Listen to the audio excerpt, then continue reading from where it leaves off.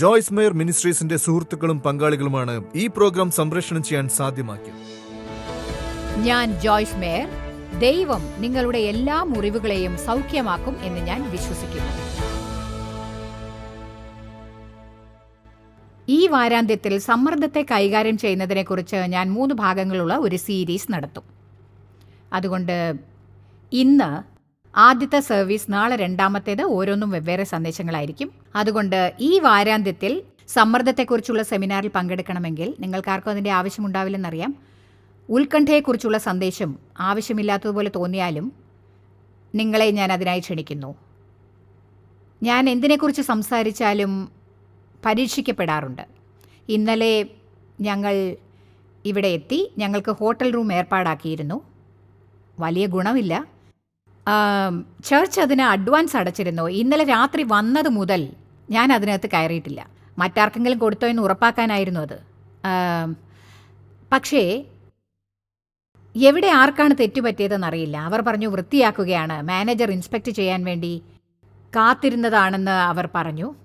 പിന്നീട് പറഞ്ഞു അതിലുണ്ടായിരുന്നവർ ചെക്കൗട്ട് ചെയ്തിട്ടില്ലായിരുന്നു എന്ന്. അതുകൊണ്ടാണ് ഞങ്ങൾ അങ്ങനെ പറഞ്ഞത് എന്ന്. അങ്ങനെ ഞങ്ങൾ ഇവിടെ എത്തി. ഒടുവിൽ കിട്ടിയത് 4 സിംഗിൾ റൂംസ് ആയിരുന്നു. ഞാൻ മൈക്കിൻ്റെയും പെന്നിയുടെയും റൂമിൽ, ദേവ് വേറെ ആരുടെയോ കൂടെ, വേറൊരാൾ മറ്റൊരാളോടൊത്ത്. രാത്രി തിരിച്ചു പോകുമ്പോൾ എന്തായിരിക്കും സ്ഥിതി എന്നറിയില്ല. രാത്രിയെങ്കിലും ഉറങ്ങാനാവുമെന്ന് വിശ്വസിക്കുന്നു.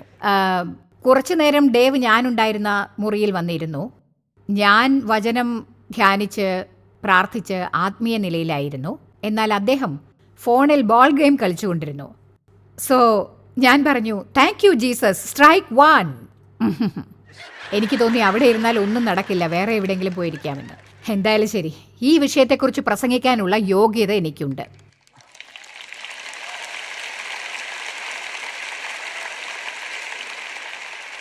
ശരി, ഞാൻ ഒരു ചോദ്യം ചോദിക്കാം. ചെയ്യേണ്ടതായ കാര്യങ്ങളെക്കുറിച്ച് എന്നെങ്കിലും പരാതി പറഞ്ഞിട്ടുണ്ടോ?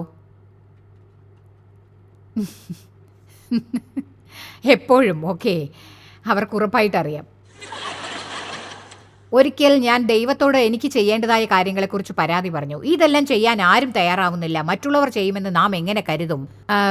ദൈവം എനിക്ക് ഉത്തരം തന്നു, നീയല്ലേ ഷെഡ്യൂൾ ഉണ്ടാക്കിയത്, നിനക്കത് ഇഷ്ടമല്ലെങ്കിൽ മാറ്റ്. ശരി, ഇന്നത്തെ തുടക്കം ഇതിൽ നിന്നാണ്. നീയാണല്ലോ പറഞ്ഞത്. അതെ, എല്ലാം നീ തന്നെ ചെയ്തുകൊണ്ടിരിക്കുന്നെന്ന്. ചില കാര്യങ്ങൾ നാം ചെയ്യേണ്ടതായിരിക്കും. പക്ഷേ സത്യസന്ധമായി പറഞ്ഞാൽ നാം തന്നെ അനേകം കാര്യങ്ങൾ ചെയ്യേണ്ടതില്ല എന്ന് സമ്മതിക്കണം. നാം ചെയ്യേണ്ടതായിരിക്കില്ല. നാം എല്ലാം ചെയ്യും, പക്ഷെ ശരിയായ കാരണത്തോടെ അല്ല ചെയ്യുന്നത്. നാം അത് ചെയ്യുന്നത് ആരും നമ്മോട് ദേഷ്യപ്പെടാതിരിക്കാനാണ്. എല്ലാവരും പലതും ചെയ്യുന്നു. അതെന്താണെന്ന് അറിയാനുള്ള ജിജ്ഞാസ കൊണ്ടാണ് നാം അത് ചെയ്യുന്നത്. ആമേൻ. നാം എപ്പോഴും അങ്ങനെ ചെയ്യുന്നത് കൊണ്ടാണ് അത് ആവർത്തിക്കുന്നത്. ഇപ്പോൾ എന്തുകൊണ്ടാണ് ചെയ്യാനാവാത്തതെന്ന് നമുക്കറിയില്ല. എന്തുകൊണ്ടാണെന്നറിയില്ല. ഞങ്ങൾ ഇതൊക്കെയാണ് ചെയ്യാറുള്ളത്. ഒരുപക്ഷെ നിങ്ങൾ ആരെങ്കിലും ഇന്ന് വീട്ടിൽ ചെന്ന് നിങ്ങൾ ചെയ്യുന്ന കാര്യങ്ങളെക്കുറിച്ച് ഒരു ലിസ്റ്റ് എടുത്ത് നിങ്ങളോട് തന്നെ ചോദിച്ചു നോക്കൂ, അവ ഓരോന്നും നിങ്ങളുടെ ജീവിതത്തിൽ നല്ല ഫലം തരുന്നുണ്ടോ എന്ന്. നല്ല ഫലം കായ്ക്കാത്തതിനെയൊക്കെ വെട്ടിയെറിഞ്ഞാൽ നിങ്ങൾക്ക് ധാരാളം സമയമുണ്ടാവും. നിങ്ങൾ നോക്കുന്നത് കണ്ടാൽ തോന്നും, ഇല്ല, അതത്ര എളുപ്പമുള്ളതല്ല എന്ന്. സോ ഈ നൂറ്റാണ്ടിൻ്റെ സർവനാശമാണ് സമ്മർദ്ദം. അതൊരു $multi-billion ബിസിനസ്സാണ്. Counselling, drugs, books, stress management, seminar, അങ്ങനെ പലതും. മറ്റെന്തിനേക്കാളും കൂടുതൽ പണം ഉണ്ടാക്കുന്നത് സമ്മർദ്ദത്തിലൂടെയാണ്. എന്നാൽ ഞാനിപ്പോൾ നിങ്ങളോട് പറയാൻ പോകുന്ന കാര്യങ്ങളെല്ലാം പേഴ്സിൽ എഴുതി വയ്ക്കൂ. സമാധാനത്തോടെ നിങ്ങൾക്ക് ചെയ്യാവുന്നതിലുമുപരി ദൈവം നിങ്ങൾക്ക് ചെയ്യാൻ തരില്ല.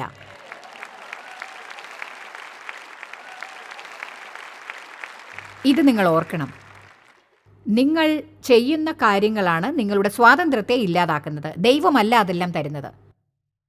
ഞാനിപ്പോൾ നിങ്ങളോട് പറയുന്നത് എന്താണെന്ന് എനിക്കറിയാം. കാരണം ദൈവം എന്നോട് ചെയ്യാനായി പറഞ്ഞതാണെന്ന് കരുതി ഞാൻ മരിക്കുന്ന നിലയിലെത്തി. ഒടുവിൽ എനിക്ക് മനസ്സിലായി, ഞാൻ ചെയ്യാനുള്ളതാണെന്ന് കരുതിയ പല കാര്യങ്ങളും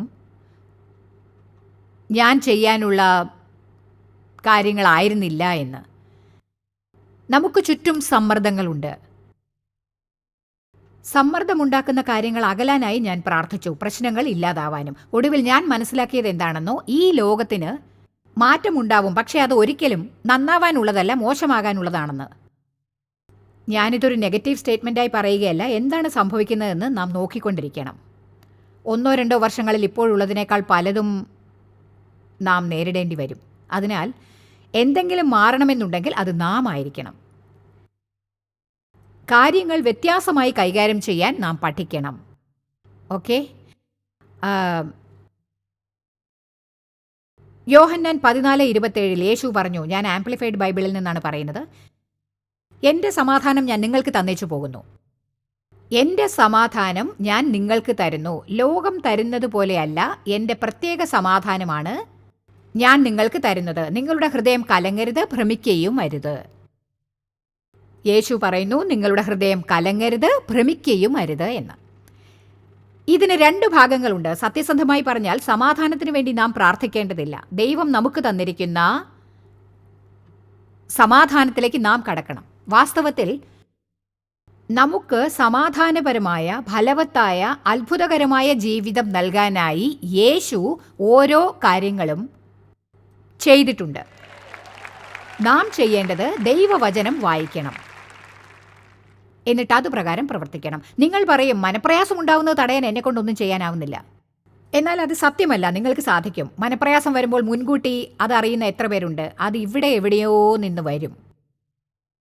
വരുന്നത് നിങ്ങൾക്ക് മനസ്സിലാക്കാനാവും. ഓക്കെ. എന്നാൽ അത് നിങ്ങളുടെ വായിലേക്ക് വരുന്നതിന് മുൻപ് തടയുക.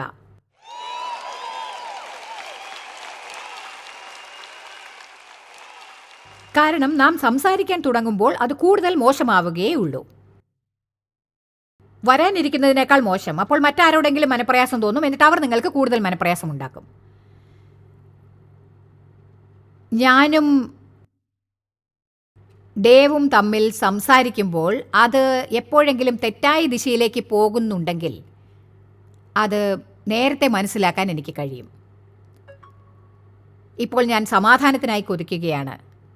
അതിന് ഭംഗമുണ്ടാക്കുന്നത് എന്തെങ്കിലും പറയുന്നതിന് മുൻപ് ഞാൻ നിർത്തും.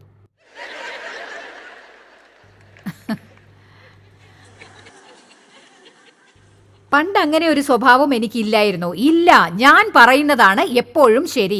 ദേവ് പറയുന്നത് തെറ്റും ഞാൻ പറയുന്നത് ശരിയുമാണെന്ന് തെളിയിക്കാൻ ഞാൻ ശ്രമിക്കും. ഞാൻ നേരായി നടക്കുന്നു എന്നതിന് അമിത പ്രാധാന്യം നൽകുന്നതാണ് അഹങ്കാരം. അത് അഹങ്കാരമാണ്.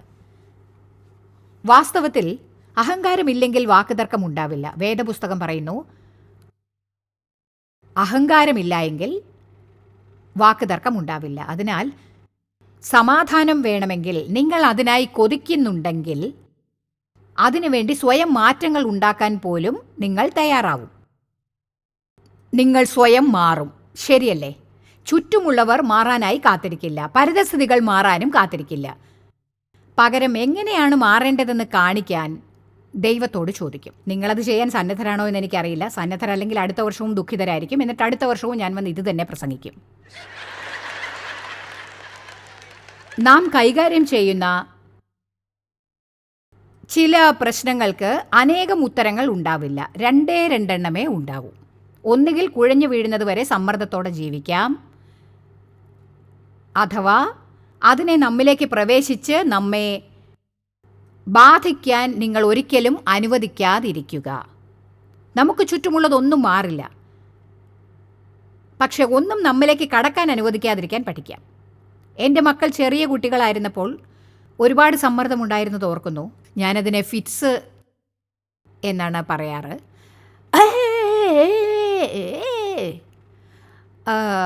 ഞങ്ങൾക്കുണ്ടായിരുന്നത് 4 കുട്ടികളാണ്. എല്ലാവരും ഡിന്നർ ടേബിളിൽ കഴിക്കാനിരിക്കും. എല്ലാ ദിവസവും രാത്രി കുടിക്കാൻ കൊടുക്കുന്നത് അവർ താഴെ വീഴ്ത്തും. അന്ന് ടേബിൾസ് ഇന്നത്തെ പോലെ ആയിരുന്നില്ല. അന്നത്തെ മേശകളിലെല്ലാം നടുവിലൊരു വിടവുണ്ടായിരിക്കും. അത് 2ആയി വേർപെടുത്തി വൃത്തിയാക്കാനാവും. ആ വിടവിലേക്ക് എന്തെങ്കിലും പാനീയങ്ങൾ ഒഴുകുന്നതിന് മുൻപ് തടയുന്നത് നല്ല പാടായിരുന്നു.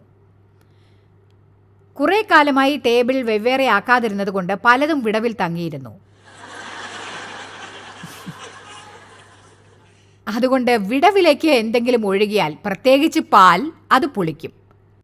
എനിക്ക് വേറെ വഴിയില്ലായിരുന്നു. ഭക്ഷണം കഴിച്ചതിന് ശേഷം ഞാൻ ടേബിൾ വേർപെടുത്തണം.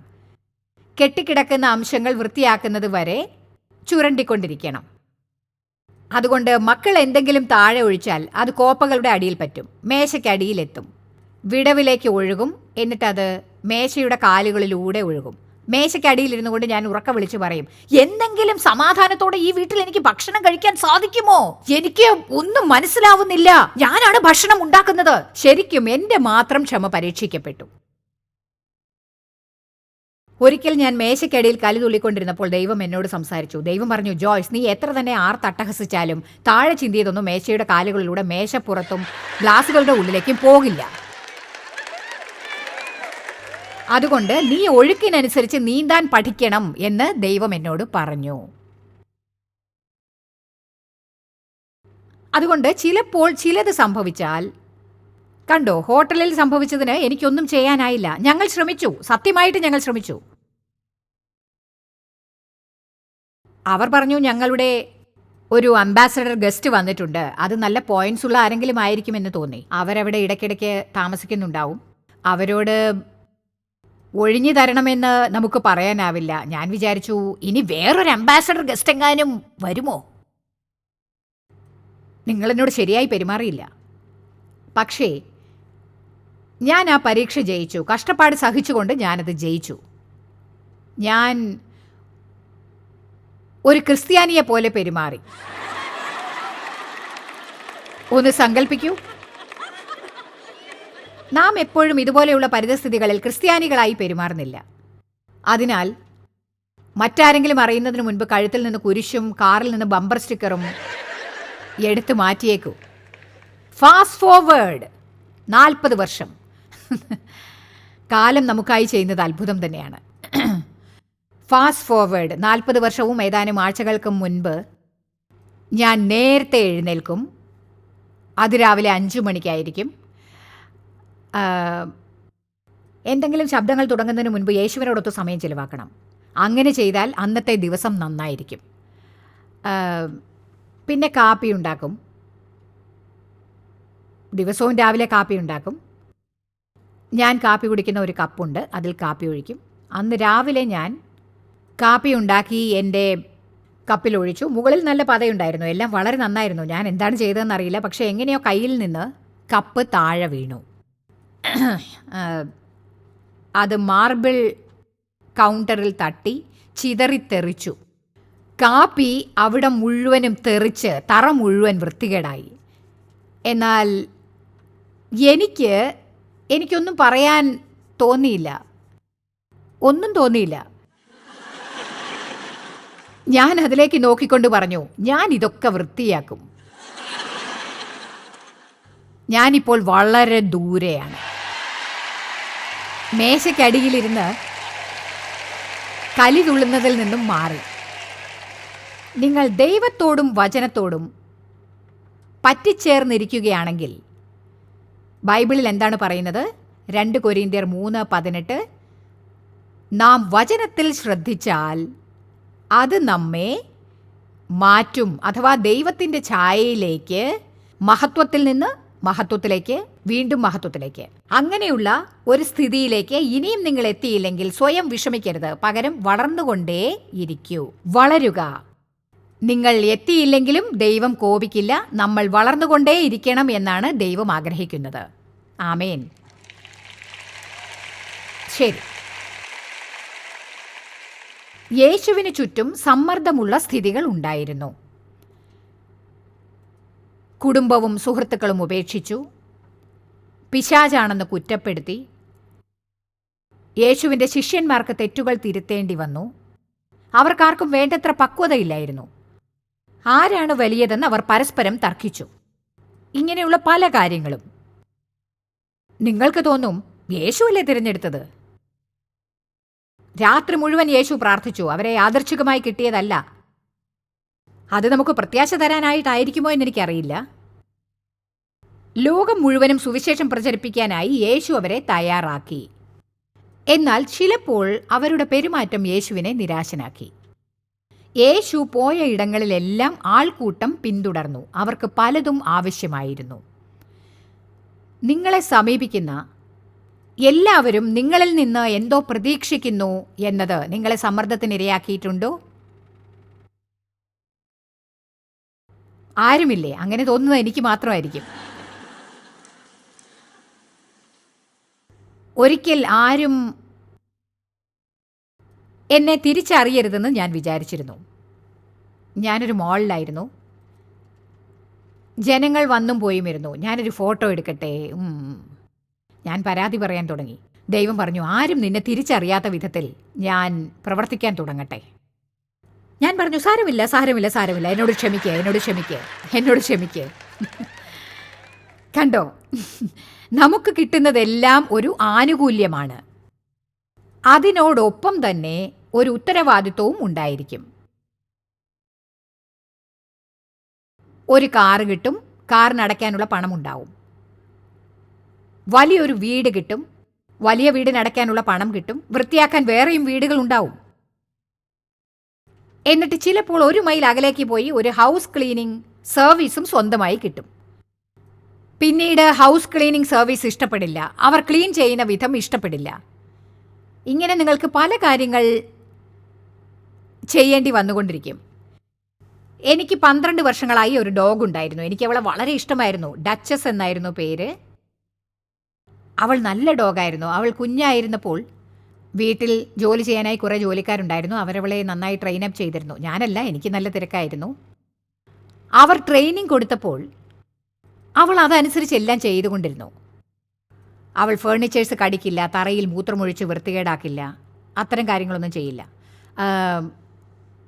അവൾക്ക് 12 വയസ്സുണ്ടായിരുന്നപ്പോൾ അവൾ ഞങ്ങളെ വിട്ടുപോയി. അതുകൊണ്ട് ഞങ്ങൾക്ക് മറ്റൊരു ഡോഗിനെ വേണമെന്നായി. എനിക്ക് വേറൊരെണ്ണത്തിനെ കിട്ടി. പക്ഷേ അവൾ ശരിക്കും കുരുത്തം കെട്ടതായിരുന്നു, അറിയാമോ? അവളെ കാണാൻ നല്ല ഭംഗിയായിരുന്നു. താണതരം ഡോഗി അല്ലായിരുന്നു. അവൾക്ക് തീരെ അനുസരണയില്ലെന്ന് ട്രെയിനേഴ്സും പറഞ്ഞു. അവളെ ട്രെയിൻ ചെയ്യാനാവില്ല, ബുദ്ധിമുട്ടാണ്. അതുകൊണ്ട് ഞാൻ അവളെ ആ ട്രെയിനറുടെ മകന് വളർത്താനായി കൊടുത്തു. അവനും അവളെ നോക്കാനായില്ല. അവൻ മറ്റൊരാൾക്ക് കൊടുത്തു. അവളെ പലർക്കും കൈമാറി. ഇപ്പോൾ എവിടെയാണെന്ന് അറിയില്ല. എന്നാൽ ഞാൻ എല്ലാറ്റിലും ഉറച്ചിരിക്കും. അതുകൊണ്ട് ഇതിനകം തന്നെ 4 ഡോഗ്സിനെ വാങ്ങി കൊടുത്തും കഴിഞ്ഞു. ഡച്ചസിന് ശേഷം ഒടുവിൽ എൻ്റെ മകൾ പറഞ്ഞു, അവൾ പറഞ്ഞത് വളരെ ശരിയാണ്, അമ്മയ്ക്കൊരു ഡോഗിനെ വേണം, പക്ഷെ ജോലി ചെയ്യാൻ ഇഷ്ടമല്ല. എന്നാൽ ഇന്നലെ ഞാൻ പറഞ്ഞു, ഇപ്പോൾ ഞാൻ വേറൊരു ഡോഗിനെ വാങ്ങാൻ തയ്യാറാണ്. അതിനെയും കൊടുക്കാൻ ഞാൻ ഒരാളെ കണ്ടുവച്ച് കഴിഞ്ഞു. അവൾ പറഞ്ഞു, നിങ്ങൾ ഇനി വാങ്ങുന്ന ഡോഗിനെ ഞാൻ എടുത്തോളാം. ഇപ്പോൾ എനിക്ക് മറ്റൊരു ഐഡിയ തോന്നുന്നു. ഞാൻ 1-2 ദിവസത്തേക്ക് ഒരു ഡോഗിനെ കടം വാങ്ങും. അതോടെ പ്രശ്നം തീരും. അപ്പോൾ കുറേ പണം മിച്ചപ്പെടുത്താൻ സാധിക്കുമല്ലോ. അതുപോലെ ഒരെണ്ണത്തിനെ വാങ്ങി മറ്റൊരാൾക്ക് കൊടുക്കുന്ന പ്രശ്നവും ഉണ്ടാവില്ല. അതുകൊണ്ട് ഒരു കാര്യം ഓർക്കണം, ആനുകൂല്യമായി നമുക്ക് കിട്ടുന്ന ഓരോന്നിനും എപ്പോഴും വേറെയും ഒരു വശമുണ്ടാവും. ഒന്നും അറിയാത്തവരെ പോലെ നോക്കുന്നത് എന്താ? പക്ഷേ ഞാൻ പറയുന്നു, എല്ലാറ്റിനും വേറൊരു വശമുണ്ടെന്ന് ഓർക്കണം. ആമേൻ. സമ്മർദ്ദമുണ്ടാക്കുന്ന കാരണങ്ങൾ 16 എണ്ണമുണ്ട്. ഇതിനേക്കാൾ ഇനിയും ധാരാളം പറയാനാവും. പക്ഷേ ഇവയിൽ തന്നെ കൂടുതൽ സമയം ചിലവാക്കാൻ ശ്രമിക്കില്ല. അതിനാൽ പെട്ടെന്ന് ഇവയെക്കുറിച്ച് പറയാം. വിഷമവും വേഗതയും. വേഗത എന്നാൽ അത് പുറമേ നാം കാണിക്കുന്ന വേഗതയല്ല, അകത്ത് കാണിക്കുന്ന വേഗതയാണ്. ഒന്നിനു പുറകെ മറ്റൊന്ന്, അതിനു പുറകെ മറ്റൊന്ന്, അതിനു പുറകെ മറ്റൊന്ന്, അതിനു പുറകെ മറ്റൊന്ന് തലച്ചോറിലൂടെ ഓടും. പലതും കണ്ടുപിടിക്കാനുള്ള ശ്രമം നടത്തും. ജോലി കൂടും, വേണ്ടത്ര വിശ്രമമില്ല. നേരം പോക്കുകൾക്ക് സമയമില്ല, പൊട്ടിച്ചിരിക്കാൻ സമയമില്ല. നാം തീർച്ചയായും ചിരിക്കണം. ചിരി ദൈവം തന്നതാണ്.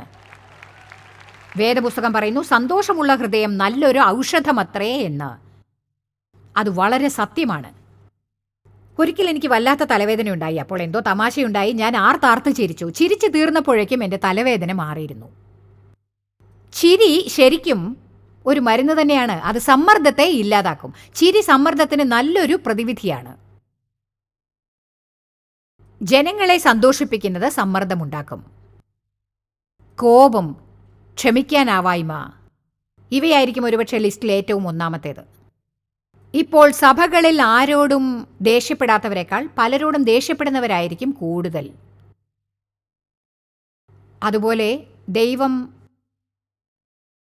ബൈബിളിൽ പല സ്ഥലങ്ങളിലായി പറഞ്ഞിട്ടുള്ള കാര്യങ്ങളിൽ ഒന്നാണ് ക്ഷമിക്കാനാവായ്മ എന്നുള്ളത്.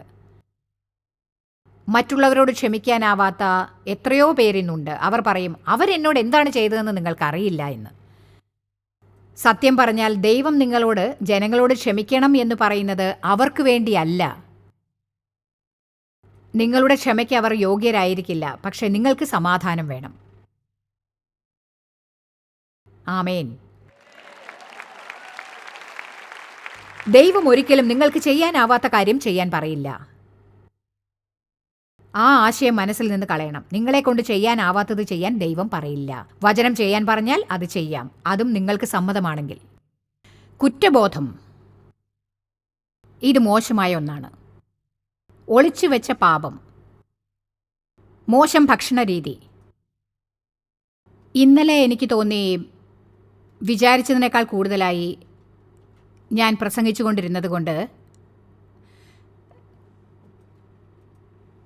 നല്ല ക്ഷീണമുണ്ടായിരുന്നു. ചിലപ്പോൾ നല്ല ക്ഷീണം തോന്നുമ്പോൾ ചെയ്യാൻ പാടില്ലാത്തത് എന്തെങ്കിലും ചെയ്യാൻ തോന്നും. ഇതാരെങ്കിലും ശ്രദ്ധിച്ചിട്ടുണ്ടോ? അതുകൊണ്ട് ഒരു ഡെസേർട്ട് കഴിക്കാം എന്നെനിക്ക് തോന്നി. കുറച്ചധികം തന്നെ വേണം. എന്നിട്ട് ഡെസേർട്ടിൻ്റെ വലുപ്പത്തിനനുസരിച്ച് ഞാൻ അല്പം സ്ട്രിക്റ്റ് ആയിരിക്കണം. അതുകൊണ്ട് ഡെസേർട്ട് കഴിച്ചാൽ പിന്നെ ഭക്ഷണം കഴിക്കില്ലെന്ന് ഞാൻ തീരുമാനിച്ചു. ഞാൻ നിങ്ങളോടല്ല പറഞ്ഞത്, കാരണം പറഞ്ഞാൽ നിങ്ങൾ സമ്മതിക്കില്ലെന്നറിയാം. അതുകൊണ്ട് ഞാനൊരു കുക്കി എടുത്ത് അതിൻ്റെ മുകളിൽ മുഴുവനും ഐസിങ് ഇട്ടു. പിന്നെയും ഐസ്ക്രീം ബാക്കിയുണ്ടായിരുന്നു. ഒരു ചെറിയ ബൗൾ, അതിൽ മുഴുവനും ഞാൻ ചോക്ലേറ്റ് സോസ് ഇട്ടു. എന്നിട്ട് ആ ഡെസേർട്ട് മുഴുവനും കഴിച്ചു. ഭക്ഷണം കഴിച്ചില്ല. പിന്നെ ഞാൻ വല്ലാതെ നെർവസായി. അതിലെ പഞ്ചസാര എന്നെ നെർവസാക്കി. അതിനുശേഷം വല്ലാത്ത ഒരു അസ്വസ്ഥത തോന്നി. ശരി, സദാസമയം സമ്മർദ്ദം തോന്നിയ എത്ര പേരുണ്ട് ഇവിടെ? അതിന് കാരണം ഭക്ഷണത്തിലെ ക്രമക്കേടാണ്. ഇടയ്ക്കിടയ്ക്ക് ഇതുപോലെ ചെയ്യുന്നതാണ് നമ്മുടെ പ്രശ്നം. ദിവസവും ജങ്ക് ഫുഡ് കഴിക്കും.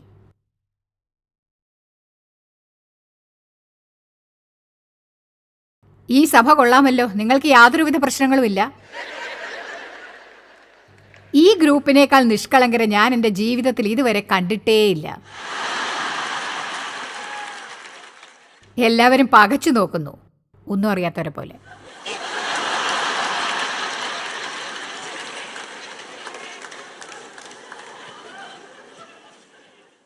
വേണ്ടത്ര ഉറക്കം കിട്ടാത്ത എത്ര പേരുണ്ട് ഇവിടെ? നിങ്ങൾക്കറിയാമോ? നിങ്ങൾക്കുള്ള ഉത്തരം തരാം. നേരത്തെ കിടന്നുറങ്ങൂ. ഇതിന് വലിയ വിജ്ഞാനത്തിൻ്റെ ആവശ്യമൊന്നുമില്ല. വേണ്ടത്ര വെള്ളം കുടിക്കാത്തവരുണ്ടോ? എന്നാൽ വെള്ളം കുടിക്കൂ. വളരെ കുഴപ്പം പിടിച്ച പ്രശ്നങ്ങളാണെന്ന് വിചാരിച്ച് അവയ്ക്ക് കുഴപ്പം പിടിച്ച പല പരിഹാരങ്ങളും നമ്മൾ അന്വേഷിക്കും. എന്നാൽ സത്യം പറയട്ടെ, അതത്ര കഠിനമായ കാര്യമേ അല്ല.